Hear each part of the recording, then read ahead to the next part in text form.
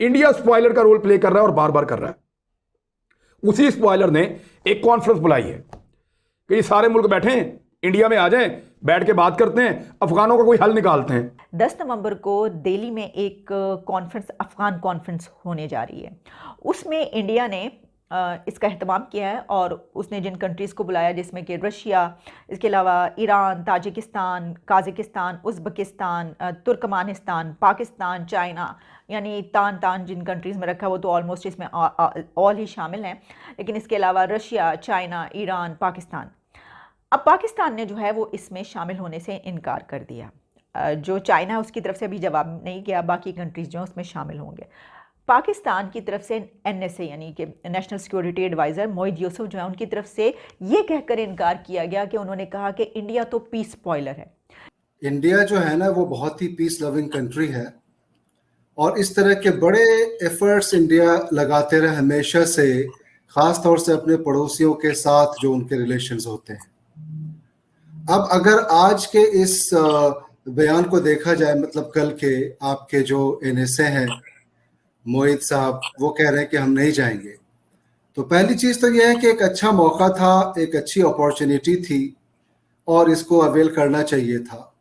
दूसरी चीज ये है कि अगर वो नहीं जाते हैं तो उनके नहीं जाने से ये बताएं कि इंडिया का क्या नुकसान होने वाला है। हेलो फ्रेंड्स, मैं SK झा और आप देख रहे हैं आपका अपना लोकप्रिय चैनल SKJ मीडिया। फ्रेंड्स, अभी आपने कुछ इंटरेस्टिंग वीडियो क्लिप्स देखा। वीडियो के इस भाग में आपने देखा कि पाकिस्तानी मीडिया में किस तरह की चर्चा हो रही है।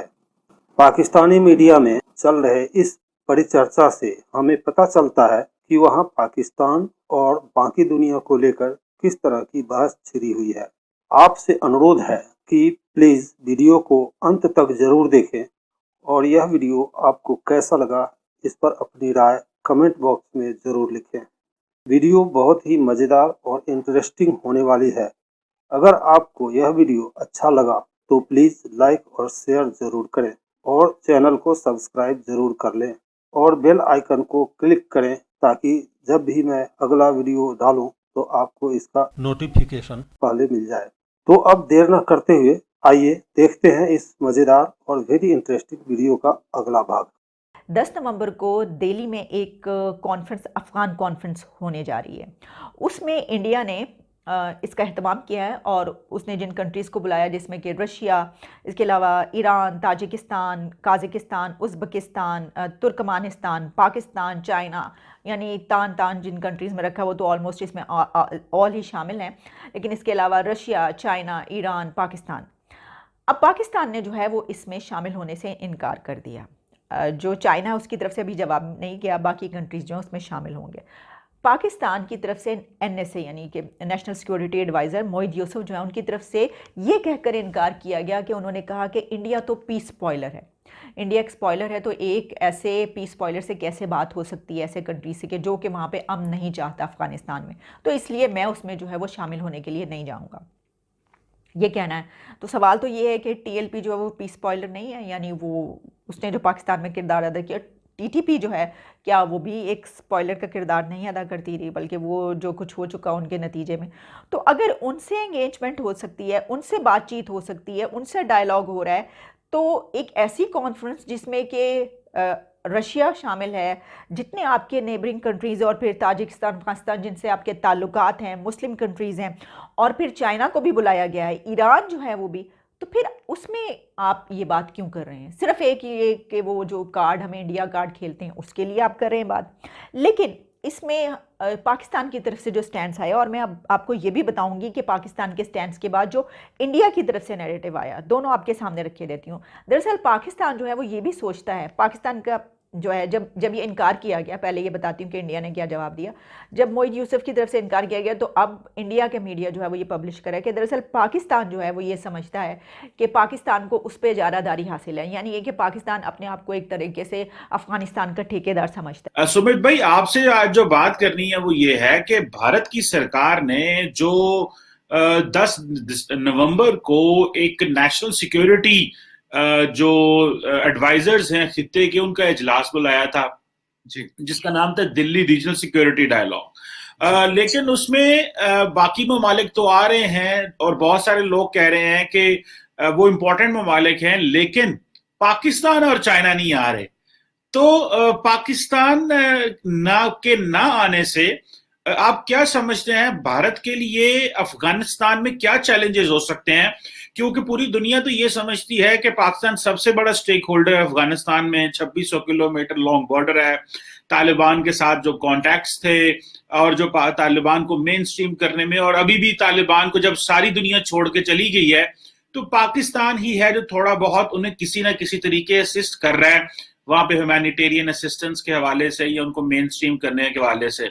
सो डू यू थिंक ये जो दिल्ली रीजनल सिक्योरिटी डायलॉग है ये कामयाब होगा? देखिए चीमा साहब, सबसे पहले तो thank you very much for the invitation. अच्छा लगता है आपके शो पे आके।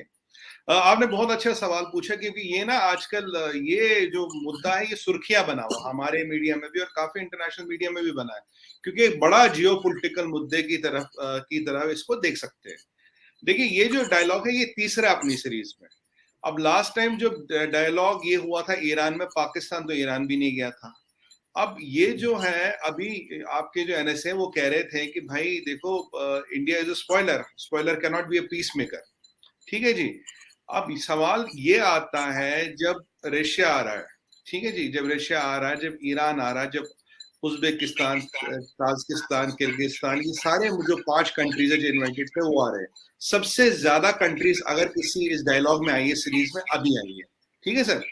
तो ये जब आ रहा है, इसमें पहले पाकिस्तान मना करता है, फिर चाइना ये कहता है जी मेरा कुछ और व्हाट यू कॉल उर्दू में क्या कहते हैं, आई एम बिजी, कि मेरा कुछ और शेड्यूलिंग इशू है, मैं उसके कारण नहीं आ सकता।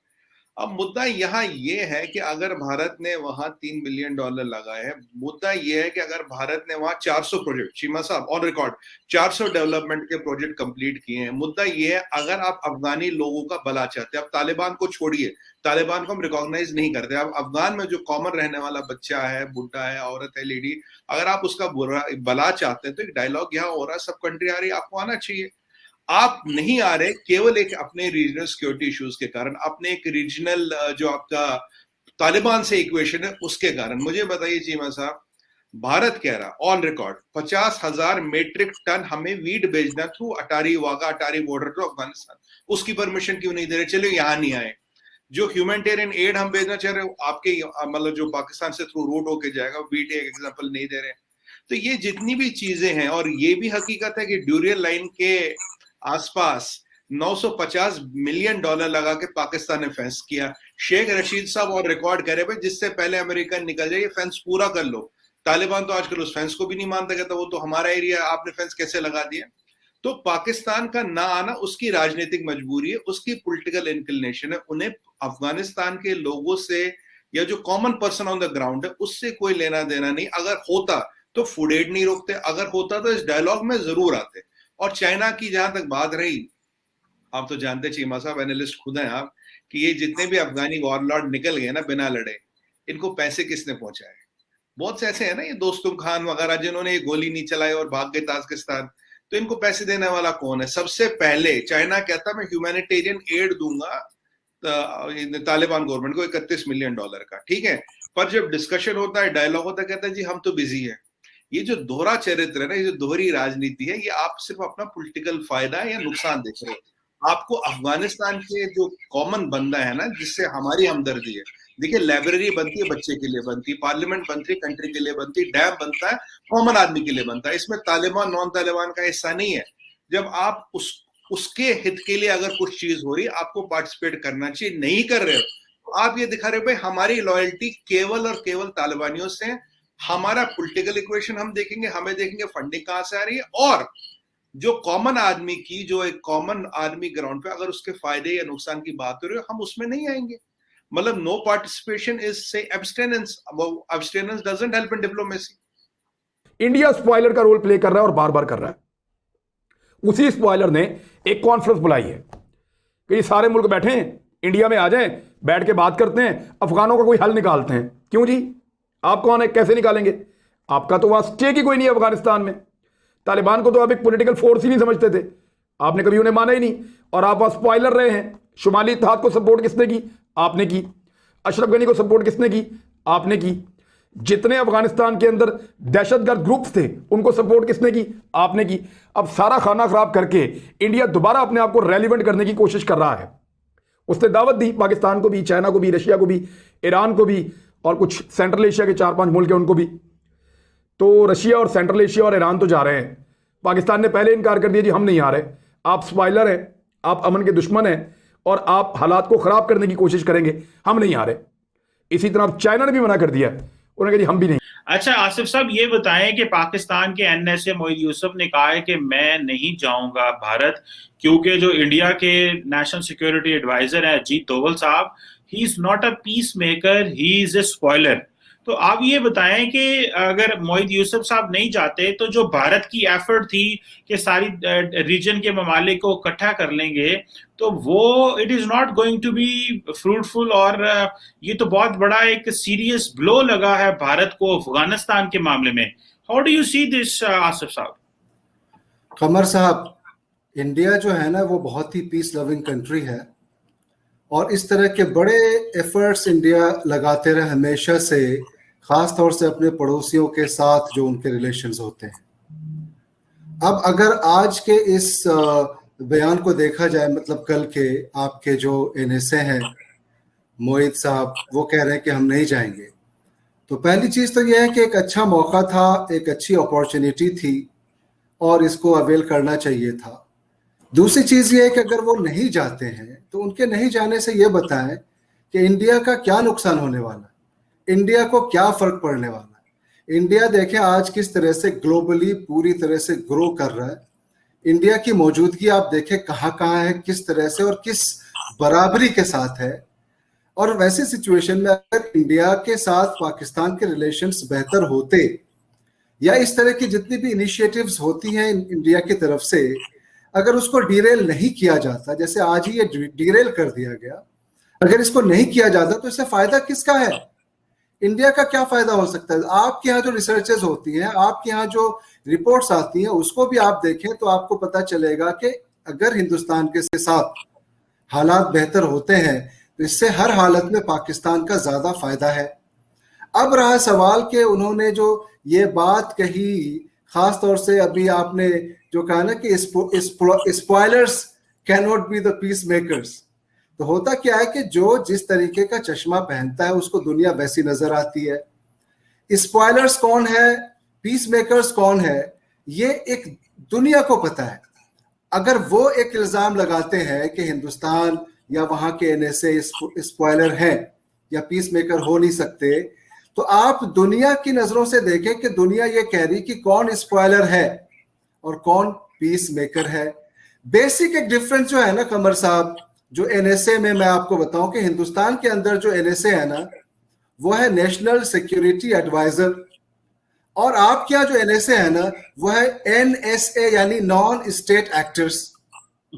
और ये नॉन स्टेट एक्टर्स जो है ना, ये साथ में आप एस्टैब्लिशमेंट को भी जोड़ दें, तो यहाँ जो है ना एनएसए की मीनिंग ही बदली हुई है आपने। तो जब उनको सिक्योरिटी से मतलब नहीं, उनको पाकिस्तान की आवाम की भलाई से मतलब नहीं, तो हिंदुस्तान का क्या बिगड़ने वाला आप ये बता दें। उनके नहीं जाने से या जाने से अगर तो वो आ जाते तो एक बड़ी अच्छी बात थी, एक अच्छा मौका था। और एक जितना भी इंट्रैक्शन होता है, कहते हैं ना people to people interactions, officers to officers interactions, और हाई लेवल किस तरीके की मीटिंग्स जब होती है तो उससे तो देखें एक बहुत ही मौके बनते हैं।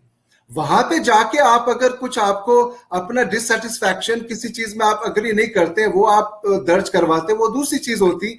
लेकिन सिरे से जैसे आपके प्रधानमंत्री का कहना होता है एब्सोल्युटली नो, तो उसी सेम इस पे पैटर्न पे आपके तमाम लोग चलते, ये भी कह रहे एब्सोल्युटली नो, हमें नहीं जाना। भाई आपके एब्सोल्युटली नो का क्या असर हो रहा है? आइसोलेशन में आप है, वो आपने देखा। और उसी अंदाज में अगर सारे लोग, मुझे लगा कि कुछ तो लोग वहां पे सेंसिबल बात करते होंगे। आप शेख रशीद साहब की बात कर लें, जो उन्होंने बेतुके बयानात दिए और देते रहते हैं, फवाद साहब की बात कर लें, या अभी आप इनकी बात कर लें जो ये कह रहे हैं कि आपके spoilers can not be peace makers. तो इन तमाम चीजों से वो अपना ही काम खराब कर रहे हैं, अपने मुल्क के लोगों का भला नहीं सोच रहे हैं। और इसमें एक अना दिखती है, कहीं ना कहीं एक एटीट्यूड है। अगर तो आपको यह एहसास है कि आपके मुल्क में इकोनॉमी कहाँ जा रही है, आपके मुल्क में जो दूसरे मसाइल हैं।